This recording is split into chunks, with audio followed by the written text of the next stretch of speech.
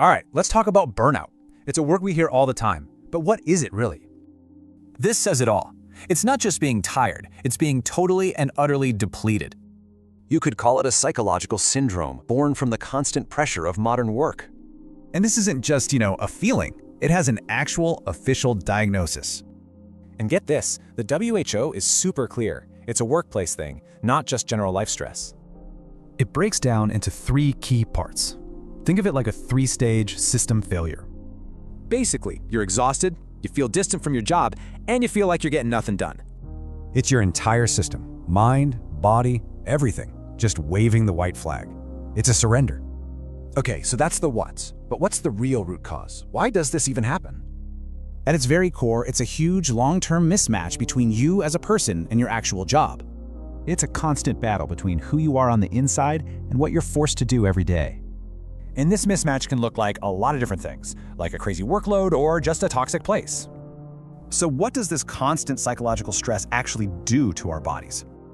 Wow, this quote just nails it, right? It's like you're a soldier in a war that never ends. It's because your body's fight or flight response gets stuck in the on position, permanently. Your body just isn't built for that. So stress hormones flood your system and things start to break. And this isn't some sudden thing. It's a slow, grinding erosion over a long, long time. It's exactly that. A slow, invisible wearing down of your soul, of your very self. You see, the person who actually cared, who was passionate, they just quietly fade away. We all get tired, but burnout, that's a whole different level. It's not just sleepiness. It's actually described as a trinity. 3 psychological states that just lay waste to your inner world. And these 3 states are known as the Three Horsemen. So let's meet them. First up, we have exhaustion. And this isn't just being tired, it's a soul-crushing kind of depletion. See, it's not just a physical thing. This exhaustion attacks you on 3 fronts. It's a total energy drain. Physically, you're looking at chronic fatigue, headaches, and sleep? Yeah, that doesn't even help. And then there's the cognitive side, that classic brain fog. You just can't concentrate on anything. Emotionally, it's like a deep numbness.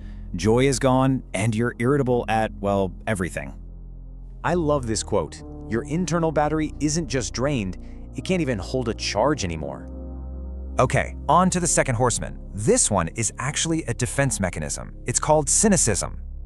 So your whole relationship with your work just flips. That passion you had, it's replaced by bitterness. You basically build this emotional callus around yourself. It's your mind's way of trying to protect you. You end up becoming a ghost in your own career. You're just going through the motions. And the third horseman, man, this one is tough. It goes right for your self-worth. It's inefficacy. It's that deep down feeling that you just can't do your job anymore, that nothing you do matters. And this is different from imposter syndrome, right? Here, you're so exhausted, you are making mistakes. And that kicks off a terrifying feedback loop. You feel useless, so your performance drops, which just proves it. Really, it's that little voice whispering in your ear, you're failing, and it's all your fault. So here's the kicker. These horsemen, they don't ride alone. They are a devastating team. So exhaustion drains your battery. Cynicism disconnects you. And inefficacy makes you feel like a failure. First things first, and this is huge. Burnout isn't about you being weak. Nope, it's actually a pretty normal reaction to some totally insane modern expectations. So, let's break down the 3 pillars that are basically designed to wear us all out. First up, we've got hustle culture. The one that makes overwork seem cool. This whole mindset twists exhaustion from a warning sign into some kind of badge of honor. And we start to believe this stuff, right? Then we feel guilty just for needing a break. Okay, pillar number 2, it's all about the tech that was supposed to free us. I mean, think about it. Our phones have completely blurred the line between work and, well, life. So now it just feels like there's work, and then the anxious moments when you're not working. Those endless pings and notifications, they keep our brains constantly on edge, never really resting. And that leads us to pillar 3, which might just be the most damaging one. Here's the killer formula. Being given tons of responsibility, but absolutely no control. When you have no say in your own work, you just start to feel helpless. It's a fast track to despair. When your job forces you to go against what you truly believe in, that's a huge driver of burnout. So here's the thing.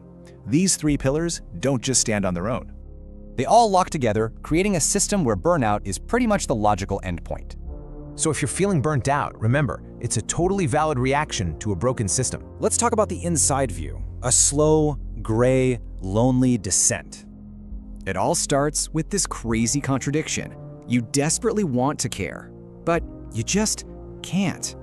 So first up, the first thing you'll notice is that joy just disappears. It becomes a chore. Yep, that's anhedonia. Things you used to love, now they feel like just another task to check off. Your brain is so drained from work, there's literally nothing left in the tank for actual life. This leads to that awful ghost at the table feeling. You're there, but you can't really connect. Okay, chapter 2. This is when you start losing emotional control. It just kind of breaks down. Think about it like this. Your mind has emotional shock absorbers to handle all the daily bumps. Well, in burnout, those are totally shot, so every little bump feels like a massive crash. And the result? Hair-trigger anger, tears, or just this profound hollow numbness. There's no middle ground.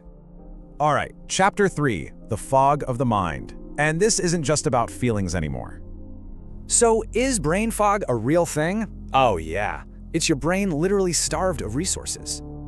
You know that feeling? You read a paragraph, absorb nothing, reread it, and still nothing sinks in. And it's not you being lazy, forgetting things, struggling for words. Your brain's just on empty. This is where it gets really tough. It can honestly feel like your own mind is betraying you. So much of our identity is about being smart and competent, right? And suddenly, that feels gone. And that thought, my own mind is betraying me, that brings on so much shame and fear. So you're left with this quiet, desperate, and confusing hell. Joyless, volatile, and just foggy. So you're feeling burned out, and I bet you've been told to, just practice more self-care. But here's the thing. For someone truly at their breaking point, that kind of advice can feel like a cruel joke. Because it sends this really toxic message that you are the one who's broken, not the system. So let's get this straight. Burnout is not your fault. It's a completely sane response to an insane environment. And real recovery, it's not some quick fix. It requires a fundamental reboot of your entire life. This radical path to recovery, well, it really boils down to 2 courageous and absolutely necessary acts. First up, you have to practice the difficult art of setting boundaries. This is your first line of defense. This means actually saying no, reclaiming that sacred, personal space in your life from work's constant creep.